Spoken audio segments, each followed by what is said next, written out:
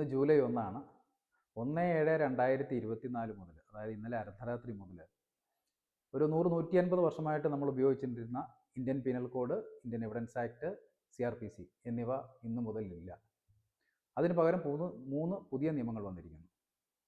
1860-ലാണ് ബ്രിട്ടീഷുകാരുടെ കാലത്ത് Indian penal code വരുന്നത്.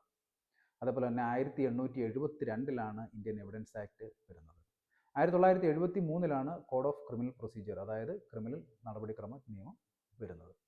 ഈ 3 നിയമങ്ങളും കേന്ദ്ര ഗവൺമെൻറ് നോട്ടിഫിക്കേഷൻ പ്രകാരം 1/7/2024 മുതൽ പോയിരിക്കുന്നു. പകരം ഇതിന് 3-നും പകരമായിട്ട് പുതിയ 3 നിയമങ്ങൾ വന്നിരിക്കുന്നു.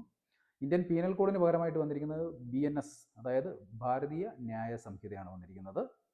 അതുപോലെ തന്നെ CRPCക്ക് പകരമായിട്ട് വന്നിരിക്കുന്നത് ഭാരതീയ നാഗരിക സുരക്ഷാ സംഹിത. ഇന്ത്യൻ തെളിവ് നിയമത്തിന് പകരമായിട്ട് വന്നിരിക്കുന്നത് ഭാരതീയ സാക്ഷ്യ അധിന്യായം.